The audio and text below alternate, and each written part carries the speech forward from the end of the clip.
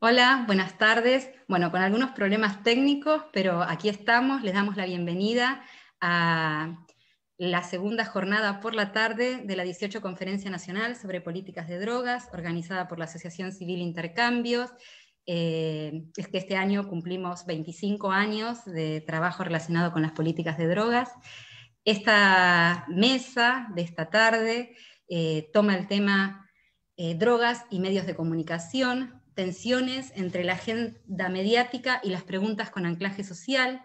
Es una mesa, yo creo que muy poderosa e interesante. Está con nosotras Patricia Mayorga, de México, Emilio Ruchansky y Agustín Aranda, de Argentina, trabajadoras y trabajadores de prensa, a quienes invitamos y convocamos para reflexionar en conjunto sobre cómo se cubren en los medios masivos los temas relacionados a las drogas, qué disputas podemos dar a esa agenda mediática, cuáles son las principales fuentes, cuáles son los temas que quedan afuera y adentro, esa tensión entre el relato cinematográfico y el sufrimiento social versus miradas habilitadoras de los derechos humanos, y también cuáles son los efectos para las trabajadoras, trabajadores de prensa que se corren de esas agendas, ¿no? Para arrancar en esta mesa, que vamos a tratar de que sea un diálogo sobre todo, vamos a arrancar con Patricia Mayorga. Patricia es mexicana, es corresponsal de la revista Proceso en Chihuahua, integrante de la Alianza de Periodistas de a Pie, una poderosa alianza de trabajadores y trabajadoras de prensa y medios de prensa de México, que viene surgiendo ya desde hace varios años como respuesta a las violencias y como forma de prensa alternativa. Es fundadora de la Red Libre de Periodismo de Chihuahua, licenciada en Letras, y ha ganado el Premio Internacional a la Libertad de Prensa en 2017 por el Comité Internacional para la Protección a Periodistas, CPJ, por sus siglas en inglés. Ella ha sido desplazada por la violencia, nos contaba antes de empezar que está nuevamente en México desde hace un tiempito, ¿no? Desde hace poco, pandemia mediante, así que en la Sierra Tamahumara. Y nada, Patricia, ¿te parece comenzar, arrancar compartiéndonos tus reflexiones con respecto a, bueno, a lo que implica ser trabajadora de prensa y cubrir estos temas hoy en México? Bueno, muchas gracias por la invitación, Eva, a intercambios a los organizadores de este congreso. Y bueno, hablar de drogas en México ahorita es hablar de, como referente a la guerra contra el narcotráfico, así se le llamó al principio, que ha sido de todo menos una guerra contra el narcotráfico, ¿no? En estos años, en esta década, ha crecido el número de cárteles acá en México, se ha diversificado mucho la actividad del narcotráfico, ya no nada más el narcotráfico, ¿no? Ya incursionaron en esta zona donde ahorita estoy, en la Sierra Tarahumara, en negocios de tala clandestina, tala ilegal, en negocios de alcohol clandestino, o sea, en comunidades indígenas, han incursionado en despojos, hay un desplazamiento masivo de comunidades completas, ¿no? Que también nos tocó ya a los periodistas que cubrimos este tipo de temas.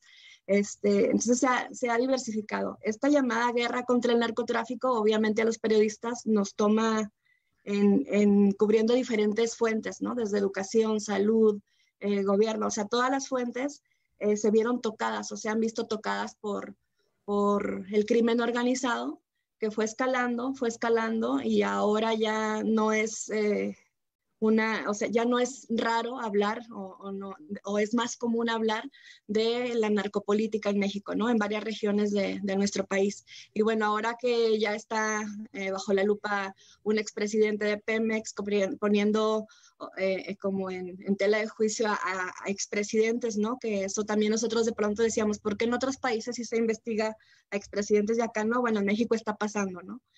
Y yo sí puedo decir con seguridad que este camino en gran parte se le debe al periodismo de provincia, de la Ciudad de México, ¿no? Que paso a paso hemos como desentrañado, ¿no? Lo que sucedía.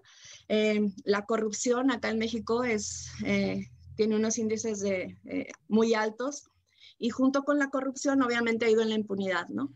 tenemos más del 90% de impunidad en homicidios dolosos, el desplazamiento forzado que ahorita está lacerando tanto al país no está reconocido oficialmente y por lo tanto no hay políticas públicas, ¿no?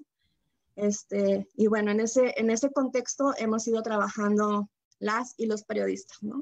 Tenemos más de 120 compañeros y compañeras asesinadas en los últimos, no sé, 10 años y con mayor frecuencia en los últimos 5, ¿no? Por ahí. Y esto obviamente nos ha estrujado, o sea, como gremio nos ha estrujado. ¿Por qué? Porque como periodistas, por lo menos no acá, ¿no? Lo que hemos visto es que no estamos acostumbrados como a vernos a nosotros mismas, a nosotros mismos, como personas que necesitamos cuidados, ¿no? Siempre hemos estado como, y es un fenómeno muy, muy doloroso, pues, y muy, muy potente, porque como nos tomó con las manos entre la puerta, pues, esta guerra contra el narco, empezamos a cubrir víctimas, más víctimas, más víctimas, no importaba cuál fuente, ¿no? Y fuimos escalando a cubrirnos, ya nos vimos muchos de nosotros o muchas de nosotros, cubriendo el narcotráfico, ¿no? Sin habernoslo propuesto. Y como son pues delitos de lesa humanidad, ¿no? Los que se han estado cubriendo, no estábamos preparados para ver de frente tanto dolor y escribirlo, ¿no? Y como ayudar a entenderlo. Al principio recurrimos a compañeros de otros países que tenían experiencia en este tipo de coberturas, y nuestra principal capacitación era como la seguridad física, ¿no? Con corresponsales de guerra, con ver cómo llegamos a abordar un territorio que no conocemos, luego escalamos a la seguridad digital, ¿no? Que en eso nos clavamos mucho porque era un mundo que tampoco conocíamos bien. Pero en ese lapso fueron matando, asesinando a muchas y a muchos compañeros, y bueno, algunos nos tocaron las amenazas de frente, ¿no? Muchos quedamos entre balaceras, entre balas cruzadas. Hubo muchos compañeros, sobre todo en la región de Guerrero, al sur del país, y en Tamaulipas, al norte del país, que han sido secuestrados, ¿no? O sea, como para dictarles una línea de editorial o no. Entonces, en ese ínter hemos aprendido a ver cómo, o sea, como a vernos a nosotros mismos y a entender que estamos cubriendo una guerra, o sea, sentirlo, ¿no? Que es una guerra a lo mejor no convencional, ni contra el narcotráfico, y que tenemos muchos frentes, pero finalmente que es una guerra, ¿no? ¿Y qué pasa? Que tenemos que entrenarnos, ¿no? Entrenarnos desde físicamente, porque generalmente la periodista es sedentaria, ¿no? Desde eso hay que entrenarnos porque el contacto con el cuerpo es fundamental, ¿no? Hemos aprendido también a fortalecer nuestra mente, ¿no? Porque si no, no hay como un enfoque o una estrategia. Estamos disparando para todos lados. Y yo creo que en ese sentido, en México ahorita ya se ve un periodismo como más, con más colectivos independientes, con más colectivos especializados. No sé, se me ocurre ahorita Quinto Elemento, A dónde van los desaparecidos, que se enfoca en derechos humanos, periodistas de a pie que somos parte muchos, y que a partir de ahí, algo que a mí me ha asombrado de mi gremio es que cada vez que asesinan a un periodista o una periodista en algún estado, en algún lugar de provincia, se supone que es para infundir miedo, ¿no? Y ha pasado que es como al revés, o sea, hemos creado redes de periodistas para capacitarnos mejor, y eso ha ido como evolucionando a más porque es mucha la frustración, mucha la indignación de estar cubriendo tanta impunidad, que no pasa nada y que pronto ya pasaron 10 años y sientes que estás escribiendo la misma nota. Entonces, cada vez que pasaba algo así, surgía como con más fuerza una organización del gremio, al grado de que ahorita hay muchos medios independientes, ¿no? En México, que han surgido sin dinero, que han surgido, o sea, como robándole el tiempo a nuestros medios tradicionales, ¿no? ¿Por qué? Porque en los medios tradicionales, no todos, pero, y sobre todo de provincia, pues le ha entrado mucha publicidad oficial, o sea, es decir, dinero del gobierno para comprar espacios, pero de la mano de esto se ha comprado la línea editorial, ¿no? Entonces eso te genera mucha frustración como periodista y bueno, eso es lo que a grandes rasgos hemos vivido en esta década y que ahorita, hoy por hoy, sí te puedo decir que hay un periodismo muy aguerrido, no solo de la Alianza de Periodistas de a pie, de la que somos 11 medios en diferentes estados, sino de otros, ¿no? Que van surgiendo de manera muy precaria, pero sí hay como esta fuerza, ¿no? Para continuar. Y sobre todo ahorita que hay, con esta impunidad, ¿no? Hay más niños reclutados, más niñas reclutadas por el crimen organizado, y que todavía nos queda un camino largo por recorrer para que tenga efectos esta investigación o estas investigaciones que hacemos sobre la corrupción, ¿no? Es más o menos, bueno, a mí me tocó cubrir la Sierra Tarahumara,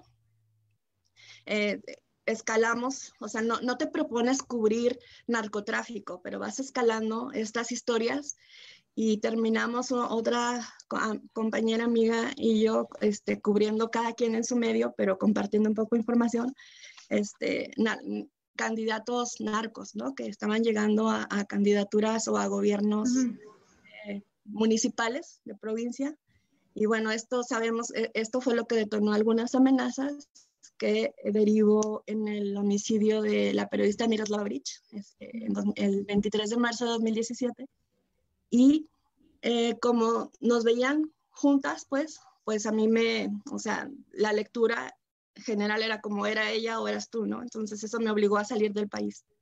Y a lo que me refiero es que nos ha costado con mucho dolor entender que tenemos que cuidarnos, ¿no? O sea, porque en el día a día, en la adrenalina, entre tanto dolor, estás inmersa porque no eres una corresponsal que vas a cubrir una guerra.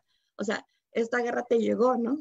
Entonces no vas viendo, no vas midiendo riesgos y lo hemos aprendido. O sea, estamos hablando de 10 años que nos ha costado muchas muertes, ¿no? Y mucho dolor.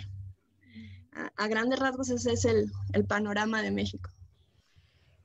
Muchas gracias, Patricia. Como pareciera bien fuerte, ¿no? El tener que pensar cómo las violaciones a los derechos humanos en México y a los derechos humanos también de trabajadoras y trabajadores de prensa trae también como una lucha por la construcción de medios alternativos y ahí como una experiencia a poder pensar en qué cosas ilumina y aporta también a que pensemos qué pasa en otras coberturas, en otros países, en otros contextos. Y tratando de venir a otros contextos, al contexto de la Argentina y en particular al de Santa Fe primero, al de Rosario, le vamos a proponer a Agustín Aranda. Agustín Aranda es licenciado en Comunicación Social de la Universidad de Rosario. Desde el año 2010 trabaja en el diario El Ciudadano y la Región de Rosario, Santa Fe. Se formó en distintos cursos en temas vinculados a derechos humanos, periodismo y drogas, entre otros con la beca de Cosecha Roja. Es uno de los autores del libro cuyo taller de periodismo dio lugar, que dio Emilio, así que lo vamos a seguir presentando, que se llama Que el narco no tape el bosque. Es una hermosa producción. Sí, tenemos la impunidad de la virtualidad, que hace un montón de cosas. Tomamos mate, el que fuma, mostramos libros, sí. Hacemos distintas cosas que a veces en la conferencia en el Congreso no suceden. Así que le proponemos a Agustín que haga una pequeña primera reflexión que nos invite a luego hacer un diálogo colectivo. ¿Vale? Buenas tardes. Bueno, muchas gracias, espero que se esté escuchando bien. Parte de las propuestas de hoy tenían que ver sobre cómo cubríamos los medios masivos el tema drogas, plural. Para quienes no conocen, Rosario es una ciudad muy importante de Santa Fe, de Argentina, que desde hace más de una década más o menos está siendo señalada por los medios de comunicación nacionales como la Medellín Argentina, por el incremento de la violencia que está atada al comercio de drogas de venta ilegal, ¿no? Y un ejercicio que ustedes pueden hacer con sus localidades, ya que estamos imbuidos en esta pandemia, es poner en el buscador de Google las palabras drogas más el nombre de su ciudad y filtrar los resultados por noticias y ver qué tipo de información sacan. En ese recorte, que de nuevo es un recorte porque ahí sacaríamos las radios y la televisión, Rosario queda, digamos, muy atada en esa búsqueda a que la mayoría de las historias de drogas, plural, tienen que ver con una noticia policial. Y a mí me encantaría que los gobiernos, las universidades, las ONG, pero principalmente el Estado, hiciera un trabajo de monitoreo sobre los contenidos de drogas en términos de noticias, no con un afán de perseguir a quienes producimos información, sino para ayudarnos a pensar con números lo que estamos haciendo, ¿no? Sería ideal tener las estadísticas que tiene la Defensoría del Público. La Defensoría del Público, para quien no conoce, acá en Argentina, es un lugar de lo poco que dejó la ley de medios, en donde se reciben reclamos y se ayuda a una mejor comunicación con capacitaciones, ¿no?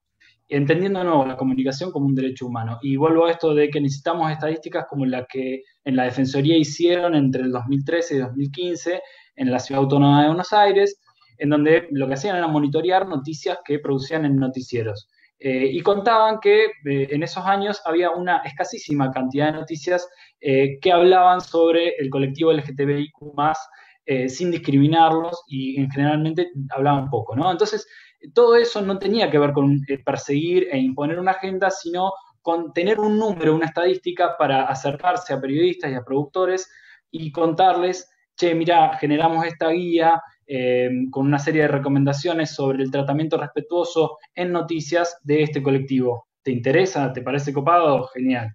En 2018, Emilio Ruchan, que estuvo ahí, puede dar fe, la Defensoría hizo algo similar con las noticias vinculadas a drogas acá en Argentina.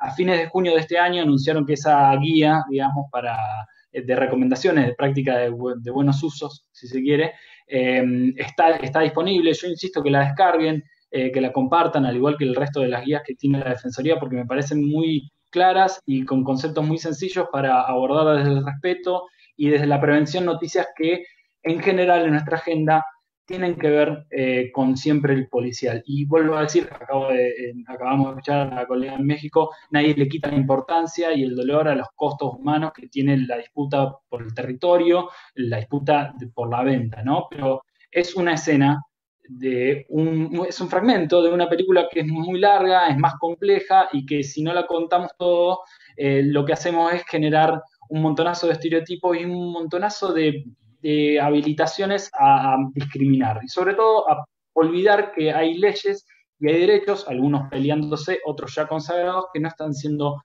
representados. Entonces parece que las noticias, sobre todo en Argentina, parecen, y vuelvo a decir, nos faltan estadísticas, pero parecen estar destinadas a ser solo parte de un policial. Y en verdad lo que pasó desde 2015, sobre todo en medios de comunicación masiva, en medios especializados ya lo venían haciendo, es que las historias de uso medicinal del cannabis, por ejemplo, revertieron esa tendencia. Entonces, cada vez empezaron a haber más personas que ponían cara, cuerpo e historia a esa demanda, que era una demanda por salud.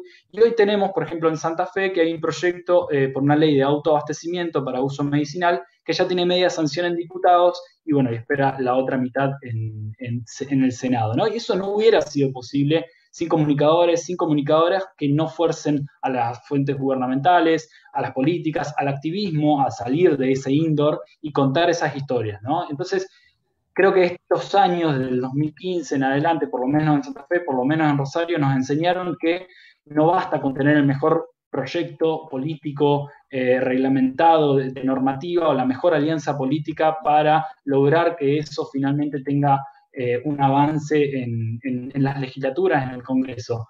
Necesitan de historias, necesitan de personas, necesitan de estadísticas, ¿no? Hasta, bueno, parte de lo que decía es que parte de ese esfuerzo por contar las otras historias es este libro muy lindo que hicimos 14 periodistas de Rosario, dirigidos por Emilio, para tratar de que las noticias que googleábamos cuando poníamos drogas más Rosario en noticias fueran algo más que un policial. Se llamó Que el narco no te tapa el bosque y fue un esfuerzo tremendo en donde empezamos a contar cómo funcionaban los espacios de atención en consumo problemáticos, cómo funcionaba la justicia y la policía persiguiendo y malgastando recursos en criminalizar a usuarios, a usuarias, a pequeños y a pequeñas comerciantes en el nombre de la guerra contra las drogas.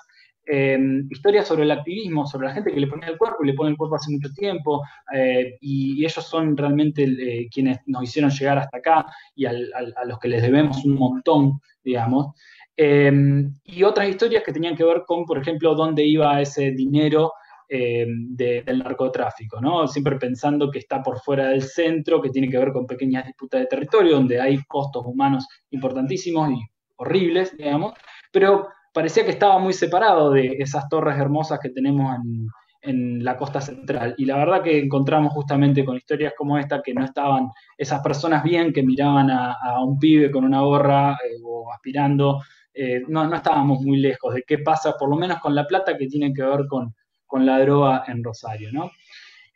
Para cerrar, digo, hasta que no tengamos más experiencias como esta del libro, hasta que no tengamos más estadísticas, vamos a seguir reproduciendo un mensaje que crea monstruos y crea gente bien, que crea consumos que están bien a partir de sustancias o a partir de territorios, o sea, está bien fumarse un porro en un country, está mal aspirar en barrio La Cerámica, digamos. Y en verdad eso, si no nos hacemos responsables de que eso genera una cadena de significados que habilita discriminaciones, sobre todo a las mujeres, a los pobres, a quienes no nacieron en este país, la verdad que le vamos a estar haciendo el juego a la violencia. Una reflexión más que tiene que ver con una frase que me gusta mucho, que es de Nietzsche. Yo no sabía que era de Nietzsche, pero yo la leí en un cómic de Batman y me gustó. Que dice, cuando vos mirás al abismo, el abismo también te está mirando a vos.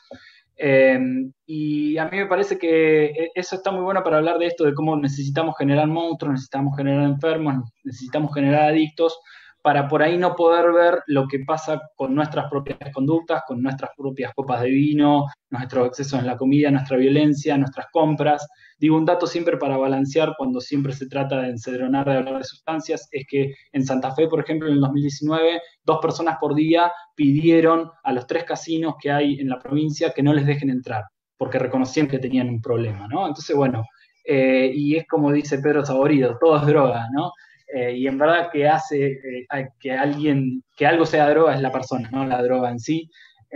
Y una cuestión más que tiene que ver con las dificultades en corrernos un poquitito de la agenda policial, es para mí un mensaje que nada, que siempre se lo comparto a cualquier comunicador y comunicadora que trata de hacer algo de esto.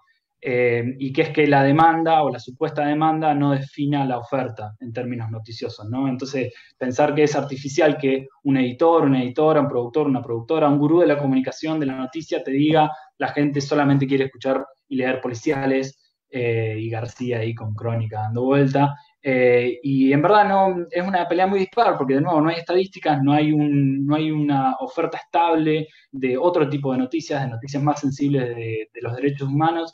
Y sí creo que, bueno, en algún punto tiene algo muy interesante este trabajo, es que nosotros con estas historias construimos sentidos, construimos realidades, y si podemos estar más cercanos a construir realidades que sean respetuosas de los derechos humanos, más allá de la moral, que sean respetuosas de las leyes, como la ley de salud mental y adicciones, vamos a estar más cerca de hacer un trabajo que genere una mejor realidad.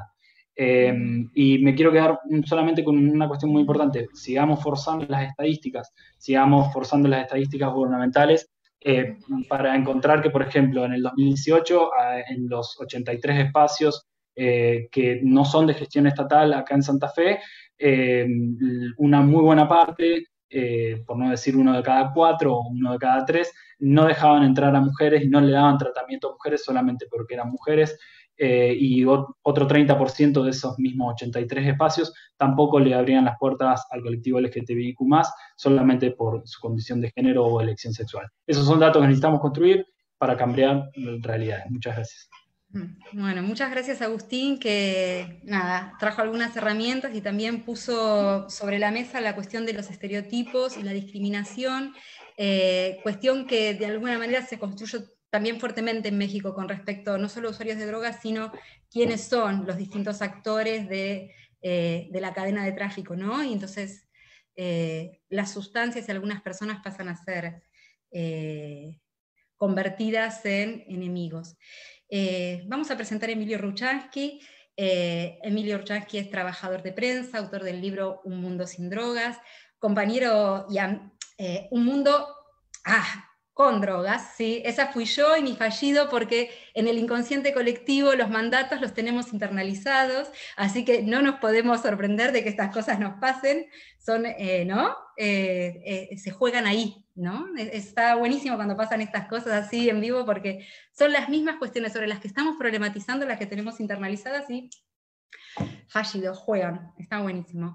Un Mundo con Drogas. Es un compañero muy comprometido con la temática, amigo de la Casa de Intercambios, forma periodistas, participa del SECA, del Centro de Estudios de Cultura Canábica, trabajó en el diario Página 12, en la TV Pública, director de THC. Emilio, te vamos a pedir que seas breve porque tenemos ganas de que todavía Patricia se pueda quedar un minuto a alguna pregunta. Vamos a ver si llegamos, porque tuvimos todo el fallido del comienzo, además de mi fallido sobre los mundos con drogas o sin drogas, así que está buenísimo para que arranques. Bueno, muchas gracias por la invitación. La verdad, Patricia, me dejás helado. Yo conozco un poco la situación mexicana y de hecho recuerdo que hace un tiempo lo discutí con alguien de la Corte Penal de La Haya porque ellos no consideraban que hubiera crímenes de lesa humanidad en México, lo cual me pareció un espanto.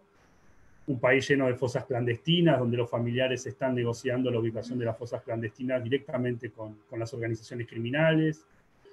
Cosa que también pasa en Colombia, digamos, no es el primer país donde pasa esto, y escucharte, Patricia, me pone la piel de gallina, porque realmente creo que México demuestra un poco qué es lo que pasa cuando personas como Calderón lanzan una guerra contra personas, aunque ellos nunca van a decir que es una guerra contra personas, siempre van a decir que la guerra es contra las drogas o el narco, ¿no? El narco, por eso el título que menciona Agustín, ¿no? Que el narco no te tape el bosque, digamos. ¿Qué es el narco?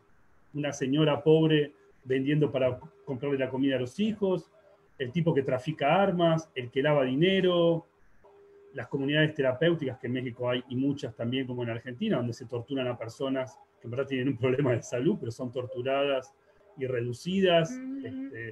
Es un fenómeno mucho más complejo que nos han tratado de ficcionalizar con el narco, ¿no?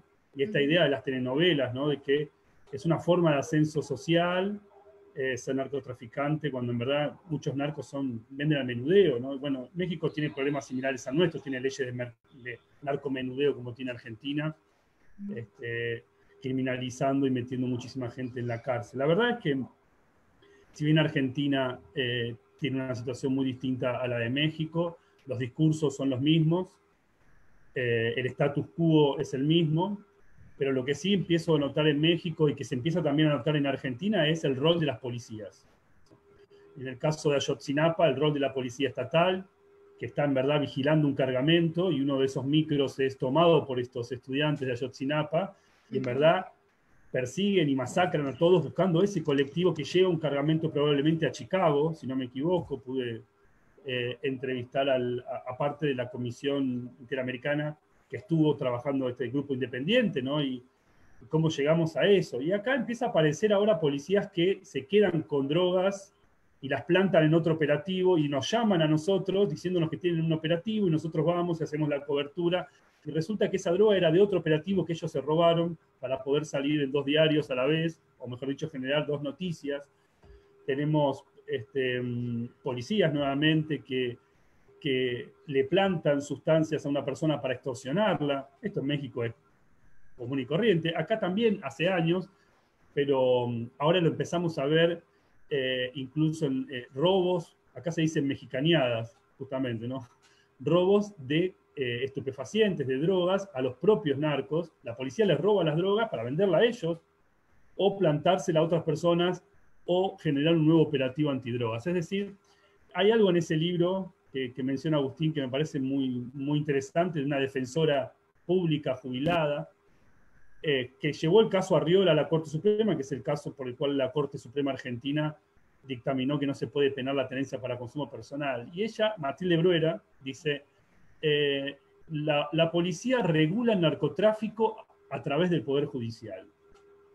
Esto quiere decir que la policía le lleva al Poder Judicial la gente que ellos les conviene, o sea, vendedores que ya no les sirven más, entonces hay que entregarlos, o muchas veces mujeres que arreglan con el narco del barrio, por decirlo de alguna manera, arreglan y entregan a una mujer, y entregan sustancia, como para hacer estadísticas. En estos años he hablado con algunos fiscales que me reconocen que en verdad la policía detiene consumidores todo el tiempo para hacer estadística y para poder mantener la estructura represiva.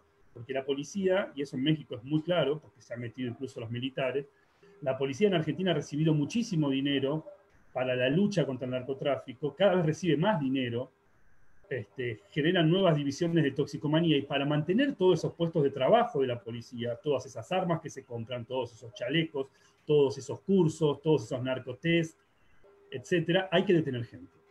No solamente hay que detener gente, hay que llamar a la prensa, porque no sirve si no sale en la prensa. Y nosotros, los trabajadores y trabajadoras de prensa, somos rehenes de esa situación. Nos llaman a los diarios, a la televisión, a la radio, para decirnos, no, detuvimos una banda re peligrosa. Y nosotros no sabemos si es una banda re peligrosa, y no sabemos si está arreglado esa detención con la persona, porque ya no puede trabajar más para la policía.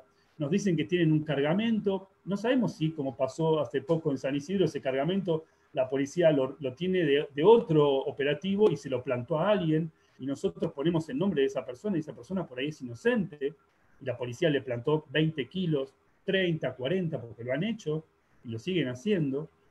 Yo trabajo en la revista THC, y en la revista cubrimos el trabajo de un defensor público que demostró que la policía armaba causas a pacientes psiquiátricos, a mendigos, a personas pobres, les plantaban droga y llamaban a la prensa, y salían en los diarios, y con eso iban escalando puestos dentro de la comisaría. Es fortísimo. La forma de trabajo era cerca de una estación de tren en Constitución, les decían que les iban a dar un trabajo, y en un momento decían, voy al baño, y dejaban un bolso.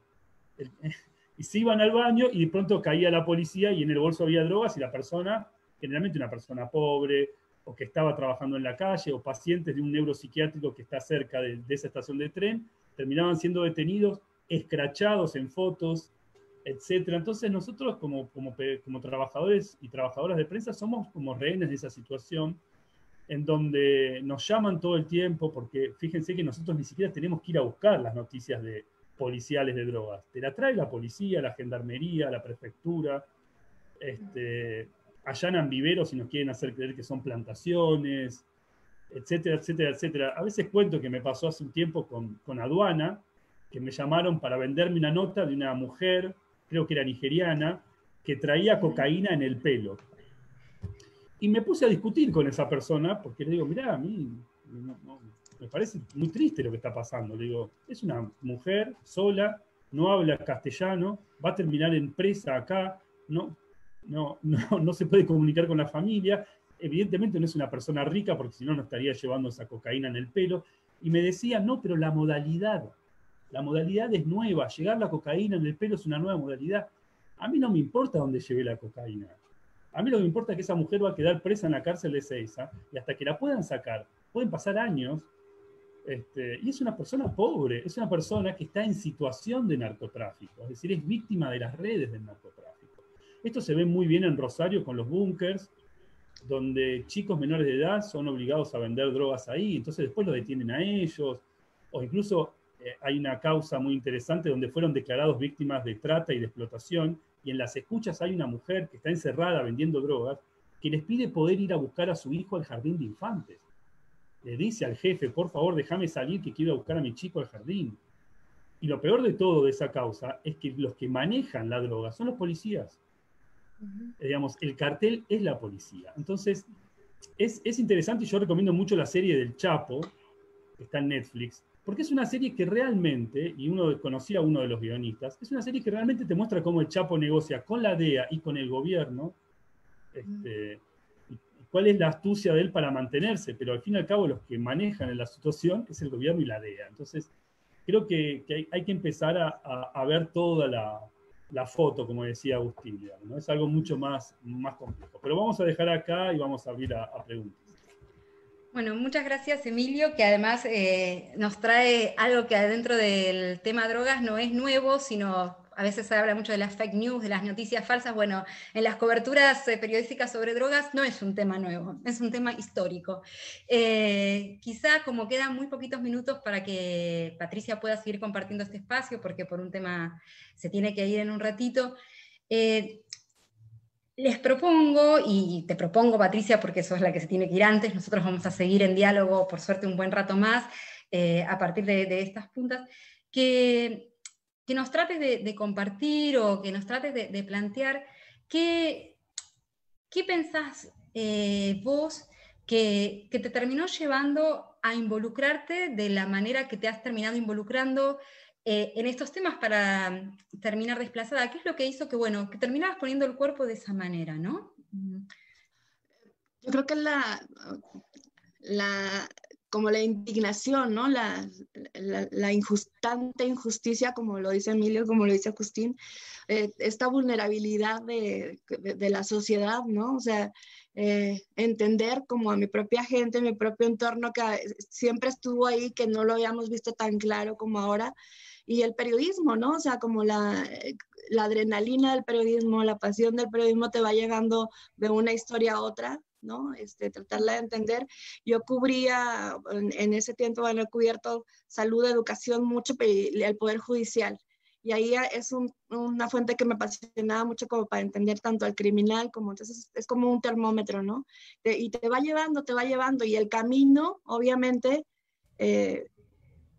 con la fuente que tú elijas, te fue llevando hasta el narcotráfico, y el narcotráfico te fue llevando hasta el político, ¿no? Hasta la corrupción del político, o sea, es el mismo caminito del periodismo el que te va desnudando todo. Si tú vas buscando como, no la verdad, sino como, pues sí, la historia, todas las versiones, te lleva a lo mismo, la falta de oportunidades de educación en lugares más alejados, de salud, de todo, y bueno, la indignación que te da el periodismo, ¿no? O sea, que te permite el periodismo, y la plataforma que te da te va involucrando. Y lo que decíamos, el periodista y la periodista nos forman como importa la fuente, importa el otro, tú no puedes aparecer, y creo que eso lo trasladamos a un plano personal, que reporteamos muy individuales, el periodismo es muy individual, nos volvemos muy individualistas y no nos alcanzamos a ver como personas. Y creo que esto nos ha permitido hacer periodismo colaborativo, ¿no? Y descubrir la magia y lo fuerte o lo poderoso que es, ¿no? Pero no mides el riesgo, o sea, porque es tu vecino, es tu familiar el que están matando, el que están secuestrando, entonces estás en medio del agua que va hirviendo, tú estás adentro y no sientes la temperatura hasta que ya te quemas, ¿no? No sé si me expliqué. Muy bien, no sé qué piensan ustedes. Sí, muy bien. Te agradecemos un montón, Patricia. Quédate el ratito que quieras y cuando quieras te despedimos, pero no queríamos dejar de preguntarte esto, porque también para mí está bueno como preguntarnos nosotros, y por eso también la pregunta es para Emilio y para Agustín, más desde ¿qué cobertura, qué historia de las que ustedes cubrieron les hizo hacer un clic para decir, bueno, hay que mirar de otra manera el tema drogas, tenemos que empezar a hacer una transformación al interior de cómo se cubren? Porque eso de que somos rehenes que traía Emilio, bueno, lo tenemos que problematizar, ¿no? No lo vamos a dejar en que somos rehenes. Somos rehenes es la propuesta. Ahora, ante esa propuesta somos sujetos.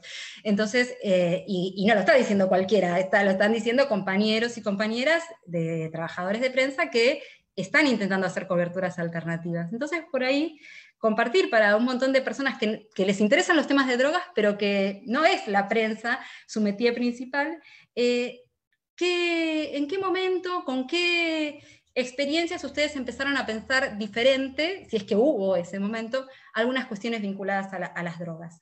No sé. Si es que lo... ¿no? Que hable Agustín primero. No. No, yo tengo que hablar de que la historia que a mí me cambió, digamos, mi forma de ver el tema de droga me la dio justamente Emilio, que vino amablemente desde Buenos Aires, era la primera vez que nos conocíamos, tiró arriba un fallo, arriba una mesa, en un sindicato de prensa que había hecho un gran esfuerzo para que él venga a hacer una capacitación, y esperamos que no sea la última, y tiró en verdad era un expediente, no un fallo. Era un expediente sobre un metalúrgico de 70 y pico de años en Villa Constitución, que es uno de los polos metalúrgicos más importantes que tenemos al sur de Santa Fe. Y olviden, o sea, esto fue hace muchos años, no había ley de uso medicinal ni nada. Y este tipo, las primeras noticias de ese Villa Constitución, que es un lugar, yo tengo mi viejo que vive ahí, y es un lugar chico, hermoso, chico, muy vinculado a esa metalúrgica, lo empezaron a tratar como narco. Era el narco, era un viejo narco. Y tenía todos los elementos de que para cualquier persona que está en una redacción, sobre todo que por ahí no tiene el tiempo para pensar estas cuestiones, trae droga en la cabeza. Bueno, sí, es un viejo que tiene 80 y pico de años y vende. Genial, dale, ¿cómo lo hacía? Es como Breaking Bad en Villa Constitución, me encanta. No, en verdad nada de eso había sido así. Él era un usuario de cannabis medicinal. Le habían armado un espantoso operativo y muy gracioso. De hecho, yo cada vez que lo recuerdo sigue siendo como más gracioso porque aparte conozco la ciudad, conozco las calles y es como nada, es muy raro el pasamano que imaginan que sucedió, es muy raro cómo persiguen una moto, toda esta fuerza de seguridad por una ciudad que te la pintan como si fuera ciudad gótica, metrópoli, que hay miles de personas, y en verdad es Villa Constitución, que es un lugar hermoso, pero no, es chiquitito, no podés perder una moto tan rápido. Nunca consiguen la droga, en fin, todo daba de que esta era una historia antes de que sobre todo los medios masivos tomaran la parte de uso medicinal. Este era un usuario medicinal, una persona que cultivaba para tener su marihuana y fumarla y atemperar. Lo que a mí siempre me sensibilizó mucho de esa historia era porque él atemperaba algo que realmente es muy difícil, digamos, que se llaman acúfenos. Los acúfenos es un desorden neurológico que es como si todo el tiempo hay una chicharra que te está sonando adentro y no puedes dormir. Y en verdad ese acúfeno no lo agarra porque lo agarra cualquiera, lo agarra una persona que estuvo muchísimo tiempo al lado de un horno de fundición. Entonces me parecía tan ingrato que un tipo que había dado, digamos, su vida laburando ahí, para él obviamente, pero también siendo parte de una sociedad que vive de esa metalúrgica, por laburar en la metalúrgica había tenido eso, cuando no encuentra que puede con las pastillas resolverlo y va al cannabis, lo tratan como narco. Eso me rompió un poquitito la cabeza y me ayudó a pensar que hay historias más importantes, no más importantes, perdón, no quiero decir más importantes, hay otras historias que contar. Sí, de hecho la del señor de Villa Constitución que usa cannabis es una historia súper importante e interesante de contar, ¿no? Quizá como con una potencia explicativa del tema, que es lo que muchas veces podemos pensar que es una ausencia en el periodismo, ¿no? La potencia de explicar las cosas. Emilio. Y a mí me cuesta porque no puedo encontrar el punto, ¿sí? Cuando empezamos a planear la revista THC en el 2006, antes del primer número, me parecía que había un vacío de información muy importante, o sea, no se sabía nada, y al mismo tiempo crecí en una generación de experimentadores de sustancias y vi amigos míos muy destruidos. Digo amigos porque no me quiero nombrar, pero digamos, a veces veo a mis amigos, amigas y digo, algunos somos sobrevivientes, digamos, no sabíamos lo que estábamos tomando ni cómo tomábamos las drogas. Entonces, en algún punto era algo que nos interpelaba en el sentido de que alguno se daba vuelta y no sabíamos cómo ayudarlo.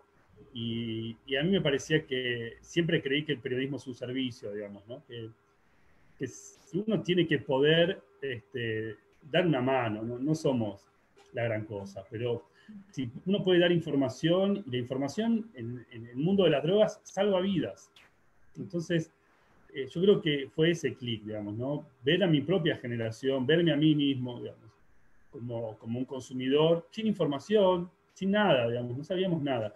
Y con la revista pasó eso, digamos, la revista empezó a cubrir ese espacio, a dar información sobre dosis de distintas sustancias, no solamente sobre cannabis. Y bueno, con los años sí tuve un giro muy importante en 2012 cuando se perdió el debate, que nunca bajó a recinto, cuando estuvimos muy cerca de la despenalización y en ese momento me acuerdo de haber hablado con algunas figuras políticas y me decían, bueno, la prohibición fracasó, pero no hay otra cosa.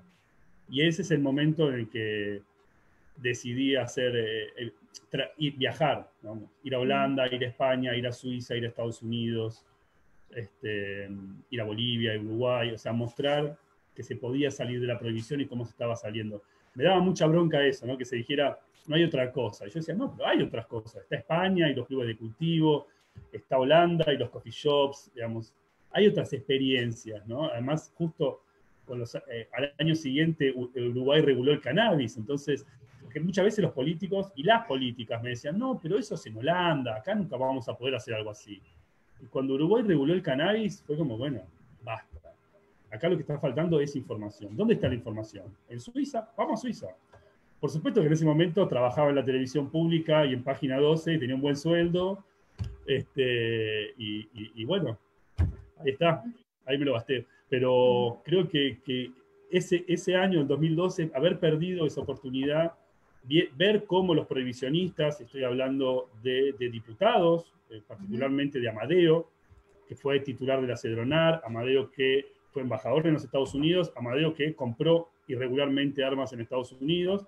Amadeo fue el que llegó a las madres del Paco, yo digo línea no democrática, en el 2012, las llevó él, las expuso, las hizo llorar, intentó asustar, la Iglesia Católica, parte de la Iglesia Evangelista, las comunidades terapéuticas, los expertos en seguridad. Digamos, cuando vos pinchás un poco, Eva, empiezan a salir todos los que viven de la prohibición. Y en 2012, cuando pinchamos, saltaron todos esos. Y ese es un momento para mí decisivo en el que dije, bueno, hay que mostrar la puerta de salida. Porque lo que no está viendo la sociedad, y esto lo digo como trabajador de prensa, lo que no estamos viendo, porque no estamos mostrando, es cómo salir. Estamos todos de acuerdo en que no se puede perseguir a un chico que fuma marihuana o a una chica que fuma marihuana. Pero no sabemos cómo salir de eso. Entonces, en estos últimos años me enfoqué en eso. Digamos, bueno, mostremos que se puede salir, que no es fácil salir de la prohibición, que implica otros desafíos, pero que lo principal que tenemos que terminar es con la prisionización, con la gente en la cárcel, con la gente muerta, que es lo que está contando Agustín. Los chicos muertos por estar parados en una esquina vendiendo que no era la de ellos, o ni siquiera vendiendo, simplemente porque hay un tráfico de armas enorme como en Rosario, y las disputas no se saldan a las piñas, sino a los tiros. Cuando llegás a ese nivel, ya no te matan por narco, ni por narquito, ni nada de eso. Te matan porque te peleaste por una piba y tenés un chumbo y matás a alguien por eso. Entonces, desarmar eso es para mí el objetivo, digamos, ¿no? Y bueno, digamos, ese fue el cambio para mí, el segundo clic que tuve en estos años. Está buenísimo lo que se va construyendo, lo que estamos pudiendo charlar, porque de alguna manera pensaba, bueno, les decimos los prohibicionistas y también les podríamos decir los antiderechos, si lo lleváramos con paralelismos a la discusión sobre el aborto, y también podríamos decir que así como hay una despenalización social del aborto, y a eso aportó muchísimo cierta construcción periodística, podríamos pensar cómo se construye, porque ahí sí hay como más disputas y otras complejidades, la despenalización social, ¿no?, con respecto a las drogas. Tenemos preguntas, así que además de seguir charlando todas estas cuestiones que está buenísimo y que da para mucho, Meru Rivadeneira pregunta, me quedo con lo que compartió Agustín sobre construir realidades respetuosas desde los derechos humanos. ¿Cómo ven esto en relación a sus colegas y si sienten que en el último tiempo hay cambios respecto a la forma de pensar y a cómo comunican el tema?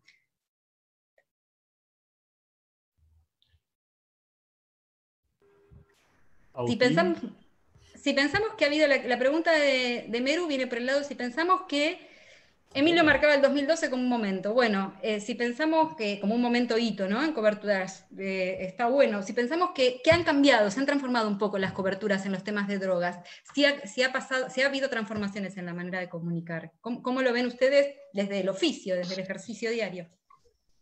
Sí, yo creo que sí. O sea, de nuevo, este libro da cuenta de eso, de que en este libro trabajan personas que piensan y su práctica diaria y trabajan en medios con editoriales totalmente disímiles, y de alguna manera todas lograron sentarse un día, empezar a pensar otra forma de comunicar, otra forma de construir sentidos, y otras historias que contar que quizás no podían contar en esos medios, inclusive, ¿no? Y a mí me parece que estas instancias, las instancias que mencionaba antes de la Defensoría del Público, ofreciendo una guía, ofreciendo materiales, me parece que tiene que ser alentador, tiene que ser el mensaje de vamos a reunir a más personas, vamos a reunir a más profesionales, vamos a discutir por lo menos. Y vuelvo a decir, no quiero hablar mal de ningún periodista, ni ningún productor, porque de hecho, vuelvo a decir, no tenemos números de lo que pasa en la radio, no tenemos números de lo que pasa en la televisión, en la ciudad de Rosario, en el sur de la provincia de Santa Fe. Entonces sería la verdad, muy jodido de mi parte ir contra esa persona y decir, ustedes están tratando mal el tema de drogas. No, la verdad no puedo decir eso porque no tengo números. Sí puedo invitarles a que pensemos, digamos, si de verdad estamos habilitando discursos de odio, discursos donde una persona no tiene tantos derechos como otra, solamente porque nació en determinado lugar, eligió determinada sustancia, o digo, me parece eso.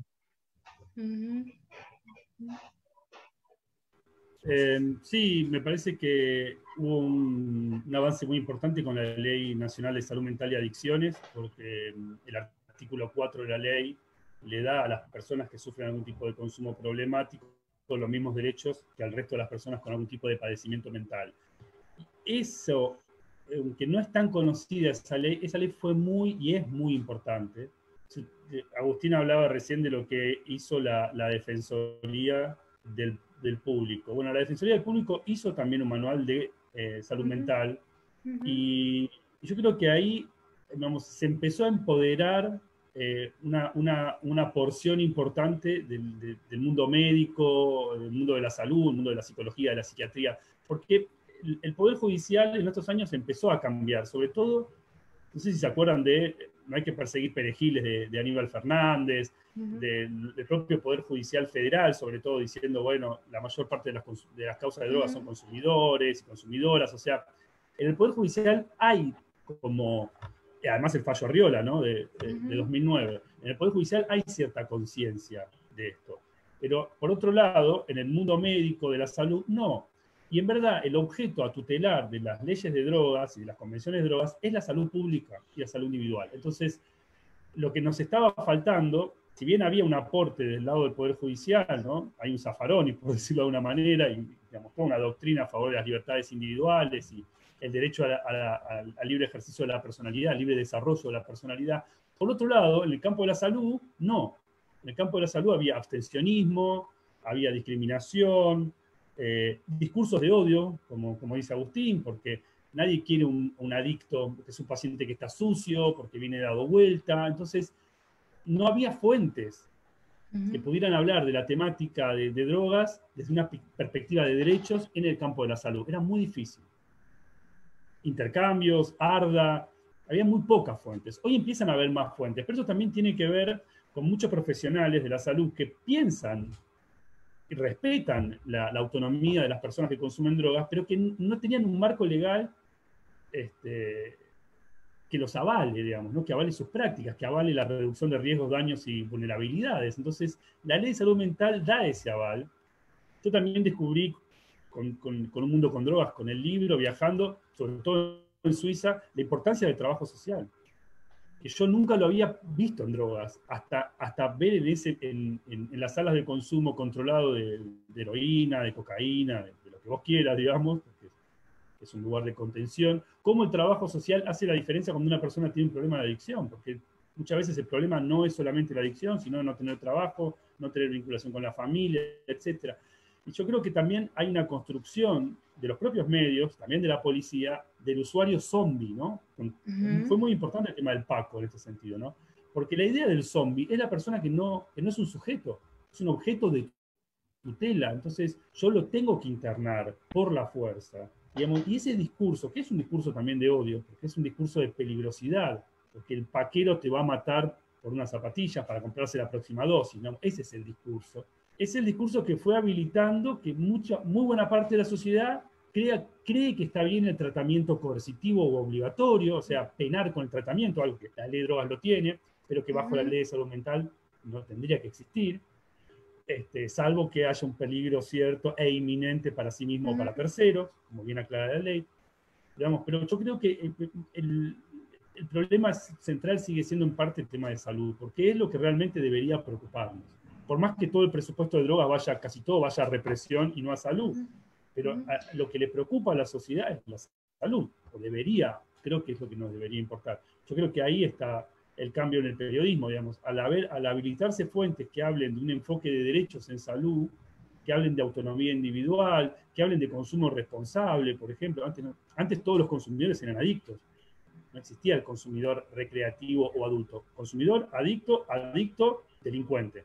Esa era la cadena de asociaciones, ¿no? Consumidor, adicto, delincuente. Por eso cuando una madre o un padre veía a su hijo o a su hija consumiendo, tenía tanto miedo, porque era, bueno, empieza a consumir, se hace adicto y después sale a robar y después va preso o lo matan. esa era la línea, ¿no? Y es muy difícil romper eso. Realmente es muy difícil. Yo creo que en ese sentido sí, hubo avances, pero como bien dice Agustín, hace falta mucha capacitación. Es muy importante capacitar a los compañeros y compañeras de prensa. Es muy importante. Sobre todo en el marco legal, en el enfoque de derechos, en reducción de riesgos, daños y vulnerabilidades, en que las notas, cuando hagas una nota de cocaína, que tengas un recuadro que diga cómo limpiarte la nariz después de tomar cocaína, no tomes whisky, trata de tomar cerveza si es que tomás alcohol, o sea, bajar la graduación del alcohol que tomes cuando tomes cocaína. Esos consejos. Es un escándalo lo que estoy diciendo para mucha gente, Eva, Agustín, o no, digamos. Hacer un recuadro que te diga, sé un buen usuario de cocaína, limpiate bien la nariz después de tomar, pica bien la cocaína que vas a tomar, no tomes whisky, porque tomás mucha merca y no te das cuenta que lo que más daño te hace tal vez sea el whisky que la merca. Digamos, sería como, wow, ¿cómo le vas a dar consejos? De instrucciones. Bueno, se trata de eso también, de hablar de placer. Las drogas causan placer. En eso, Eva, vos hablabas recién del aborto. Es el goce, presidenta, como dijo Pino. Ahí estamos muy unidos con la campaña nacional por el aborto en este sentido, ¿no? Estamos hablando de libertad y de placer. Esa es nuestra discusión y esa es la discusión del aborto. Fíjense lo que pasó con un periodista en vivo en televisión que dijo, mirá, si una chica pobre la violan, está bien que aborte. Ahora, si una chica de clase media no se cuidó y quedó embarazada, que se joda. ¿Por qué? Porque no la violaron, porque hubo placer. Y lo que estoy castigando es el placer. Entonces, bueno, va por ahí, digamos. Sí, ahora, ¿cómo desentramamos y cómo cubrimos los medios de comunicación estas cuestiones para que aporten esa mirada? No me parece tan escandaloso si pensamos en las lógicas en paralelo, aunque sí son complejas de llevar adelante, de cómo se pudo ir instalando lentamente que si cubrimos un femicidio, no hablamos de crimen pasional, sino que hablamos de femicidio, y tenemos que poder siempre poner un recuadro que de, en principio, algunas líneas de ayuda, ¿no? En el caso de los femicidios 144. Algunas otras personas que luchamos por esos temas decimos que además debe dar algunas causas explicativas con respecto a los motivos estructurales de la violencia. En el tema de drogas podríamos pensar que el tipo de aportes que Emilio nos está trayendo, que nos está diciendo, bueno, ¿qué pasa si podemos pensar que es una buena práctica periodística si estamos trabajando temas relacionados a drogas y a usos de drogas, que haya recuadros con respecto a las prácticas de reducción de riesgos y daños, a las prácticas de cuidado, ¿no? O sea, hay ahí aportes a pensar con las trabajadoras y trabajadores de prensa, porque probablemente así como hace unos años no se le ocurría a nadie poner el 144, o por qué se produce la violencia patriarcal, bueno, tampoco se nos ocurre cómo pensar. Y en ese sentido, rediscutir lo de Somos Rehenes, de la cobertura policial. Tenemos muchas preguntas, pero hay algo en este punto que sería interesante repensar desde el colectivo de trabajadores y trabajadoras de prensa, desde las formas en que nos organizamos y pensamos a qué tenemos que empezar a poder decir no y con qué costos, pero poder decir no de manera más organizada para no construir una cadena de complicidades, porque, bueno, tal medio lo tuvo que cubrir, entonces inmediatamente a vos también te obligan a ir a cubrirlo, y se arma una construcción en la cual somos rehenes. ¿Somos rehenes? Guácala. Podemos pensar o problematizar, y nos invito a hacerlo acá públicamente, mientras hacemos este intercambio, antes de ir a otras preguntas, intercambiar con respecto a eso. Y voy a, bueno, creo que ya planteé bandera, digo, yo no sé si somos tan rehenes, creo que hay una posibilidad y una capacidad de construir resistencia colectiva entre trabajadores y trabajadoras de prensa para dejar de cubrir el tema de drogas de esta manera. No sé, ¿qué les resuena a ustedes de esto y qué viabilidad le ven? Para mí es más fácil lo ejerzo en este momento. Voy a tomar el desafío de por qué digo que somos rehenes.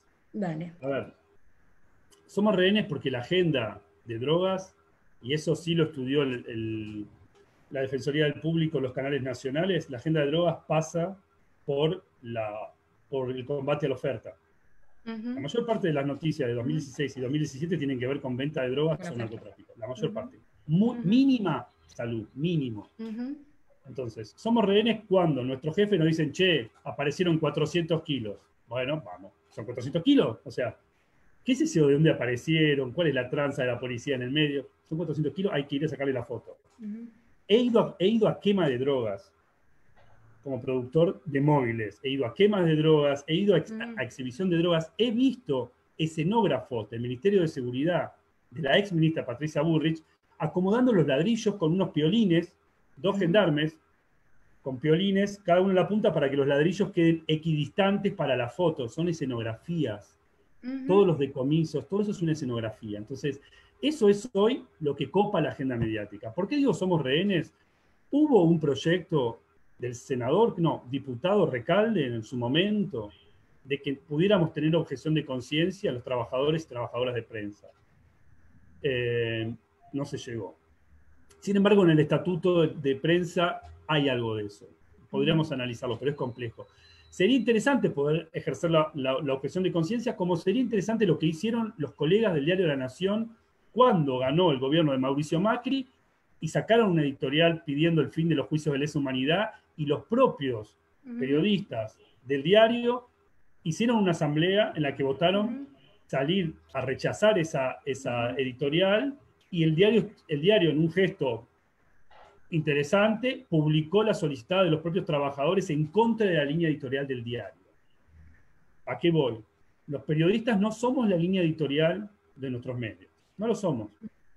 Y tenemos cada vez menos herramientas, creo, legales para poder oponernos a eso. Lo que sí tenemos, por suerte, son sindicatos. El Sindicato de Prensa de Rosario, CIPREVA, en Buenos Aires, o sea, tenemos sindicatos que nos defienden. Pero es muy difícil esta situación de rehenes porque la agenda está marcada desde ese lugar.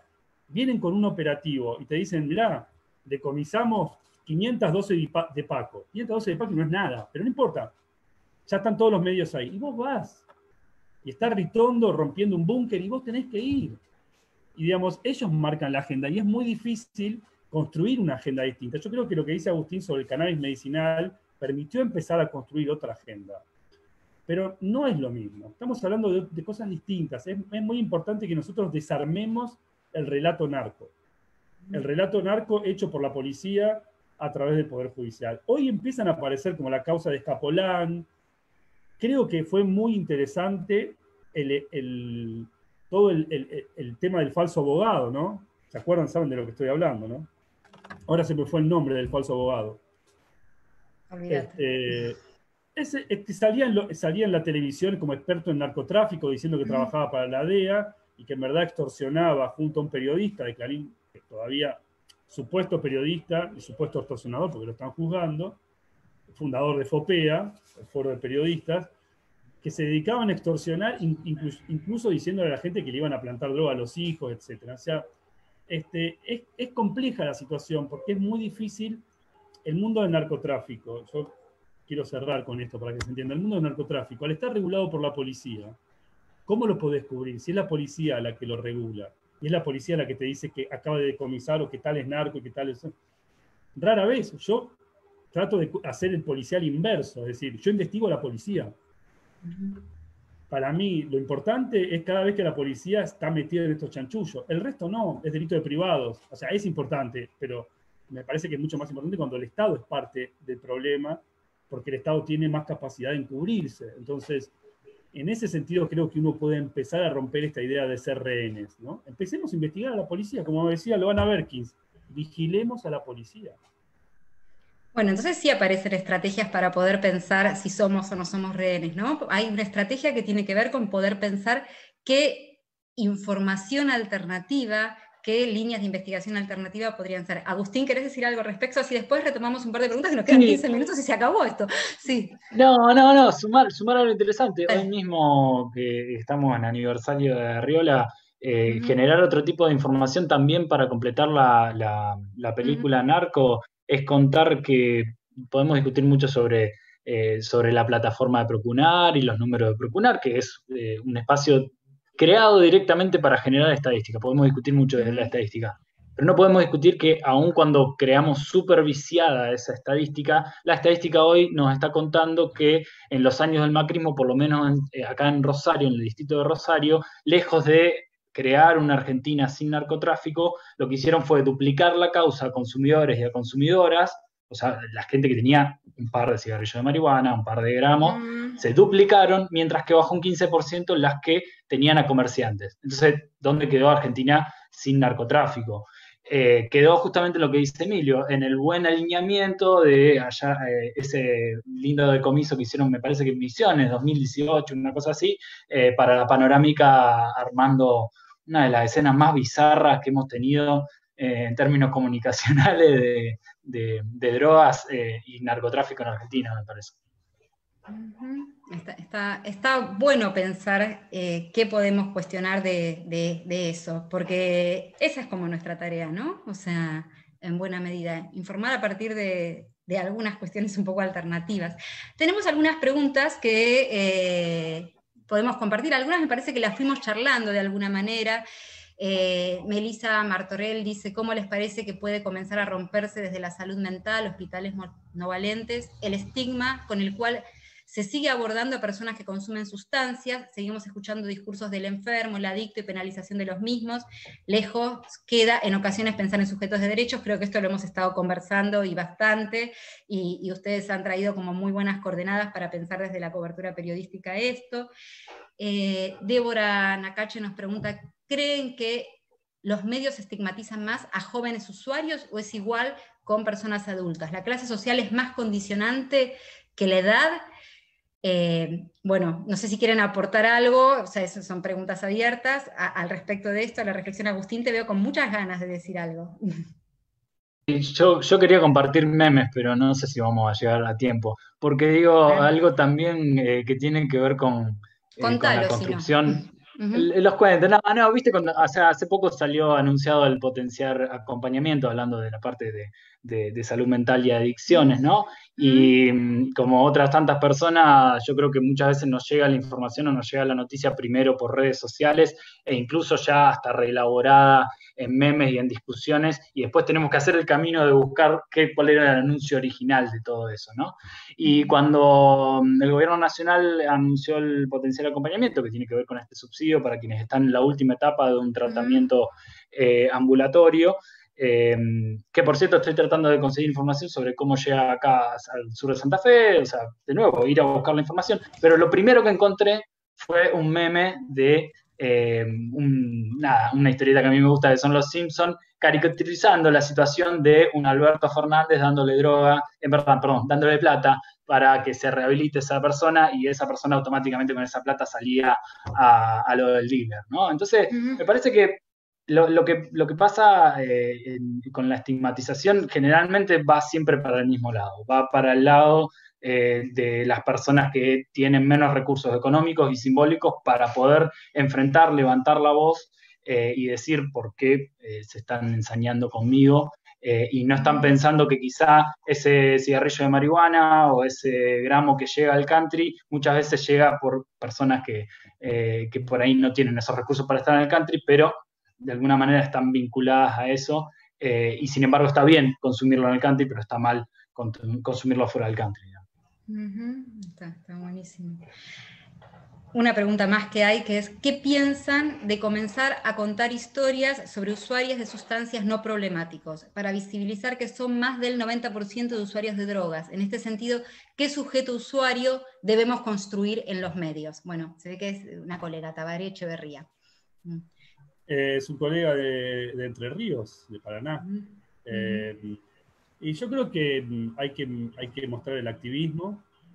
El activismo canábico en Argentina tiene una historia. Hay un libro muy interesante, gratuito, de Florencia Corbele, que recomiendo mucho, que es toda la historia de cómo creció el activismo en Argentina. Yo creo que es eso, mostrar el activismo principalmente. Y después creo que hay que enfocarse mucho en la lógica de los cuidados, digamos, ¿no? Generar notas de cuidado, sobre todo en el cannabis, que es la sustancia ilegal más consumida, pero también en el alcohol, que es la sustancia legal más consumida, y el tabaco, digamos. Hay que generar cuidados y dar información a las personas, explicarles qué pasa cuando mezclas cannabis con alcohol, que no es una buena mezcla, e incluso no está bueno manejar bajo los efectos de esas dos sustancias mezcladas. Y eso, digamos, me parece que es muy importante dar información de reducción de daños y de cuidados, ¿no? De cómo cuidarse, etc. Es complejo porque no es noticia la persona que usa drogas. Es noticia cuando la persona que usa drogas tiene un problema o delinque o tiene una sobredosis. Ahí es noticia. Después, digamos, es difícil con los editores y las editoras ir a decirle, no, mirá, quiero hacer una nota de cómo cuidarse con el cannabis. ¿Y a quién le importa? Digamos, ¿viste? Es duro, digamos, es una situación bastante compleja. Yo creo que empezar por mostrar el activismo. Santa Fe tiene un activismo muy interesante, Areca, UPAC, digamos, han hecho punta en muchas cosas. Agustín lo sabe mejor que yo, han hecho amparos colectivos, las madres en Rosario, digamos, seguir esas historias me parece que es súper importante. Pero también estar en la finita, ¿no? ¿Qué hacer cuando te da la pálida, ¿no? Cuando fumás porro y te baja la presión o te desmayás, cómo ayudar a esa persona. Que yo creo que es lo que mucha gente quiere saber, ¿no? Porque es lo que nos pasa a diario a los que consumen, ¿no? Que tenés a alguien que tiene un problema y que no tiene una adicción, un consumo problemático, sino que tuvo un problema puntual y no sabes cómo ayudarlo porque no hay información disponible cómo darle una mano a esa persona. Y también cubrir temas como, por ejemplo, Time Warp, ¿no? Me parece importante esa causa porque ahí se centró todo en la pastilla los mató, y la verdad que no los mató ninguna pastilla, sino que el operativo sanitario era un desastre, había el doble de gente permitida, no había agua. Entonces, poder problematizar este tema de que los empresarios y empresarias de la noche se aprovechan de esto, ¿no? Cortan el agua, hacen negocio vendiendo agüita, saben que todo el mundo consume éxtasis, pero no se hacen cargo de poner espacios de chill out. Existe el PAF, ¿no? El Proyecto de Atención en Fiestas, que me parece súper interesante y que creo que hay que visibilizar también. Por ejemplo, el PAF o lo que se hace en reducción de daños. Me parece que va por ahí.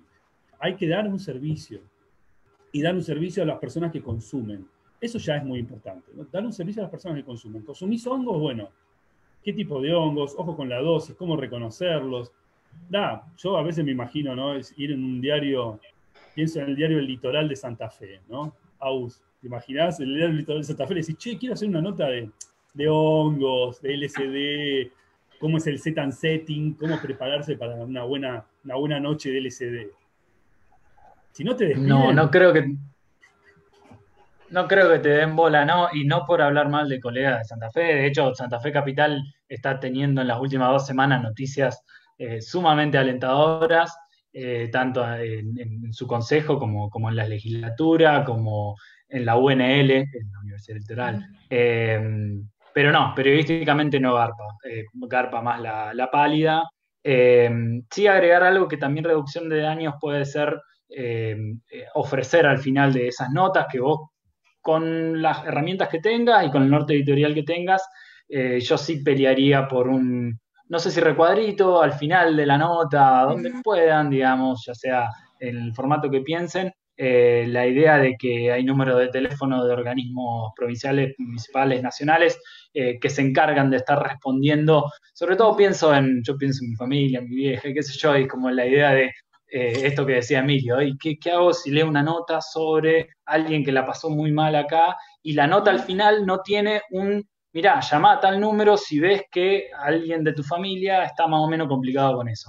Eso ya es reducción de daño. Digamos, no para alarmar ni para noiquear a la persona que está leyendo, sino para no generar cierta desesperanza u orfandad, digamos, en que te tiré la pálida, se pudrió la momia y no hay nada para hacer.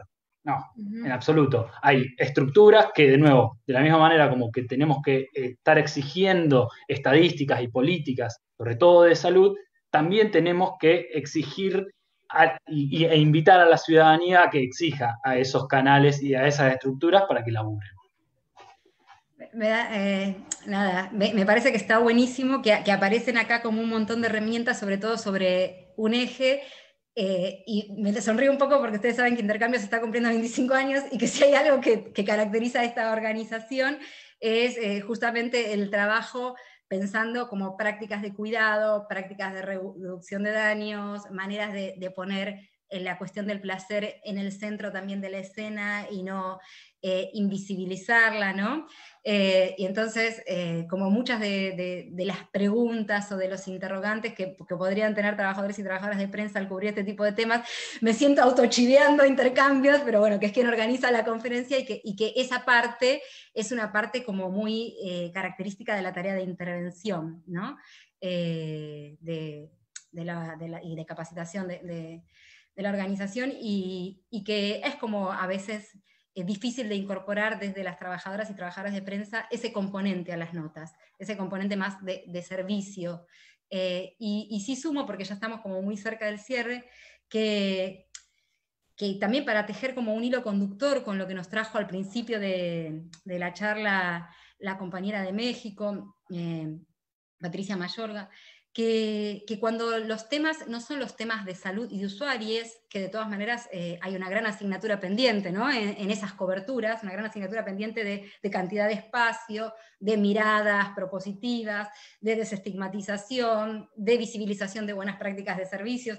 Ahí podríamos hacer una lluvia de ideas de muchísimas notas que se podrían hacer súper interesantes, coberturas muy potentes para visibilizar buenas prácticas y miradas problematizadoras de la estigmatización de los usuarios. Eso es como todo un paquete en el que hablamos un montón en esta mesa.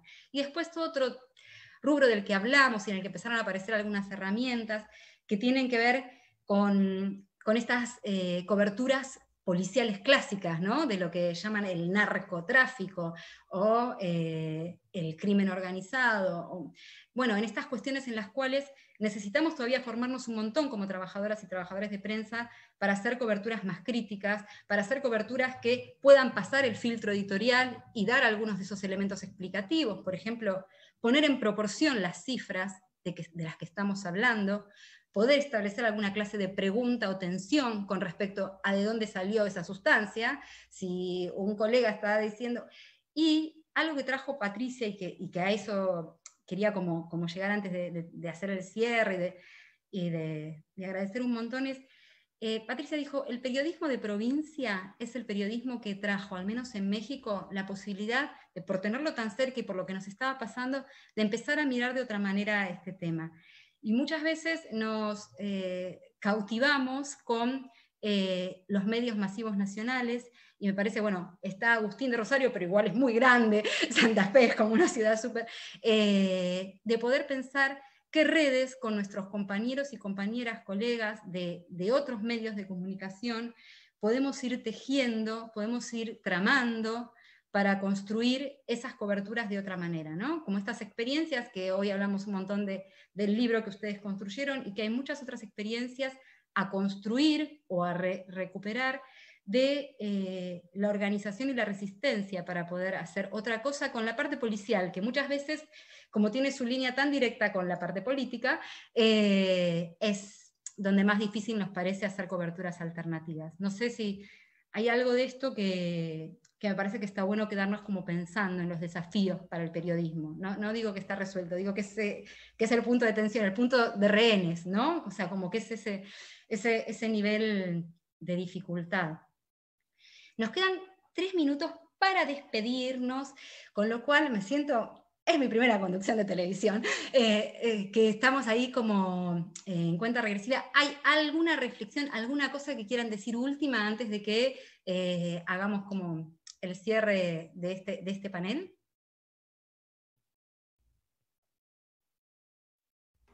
Bueno, simplemente agradecerles.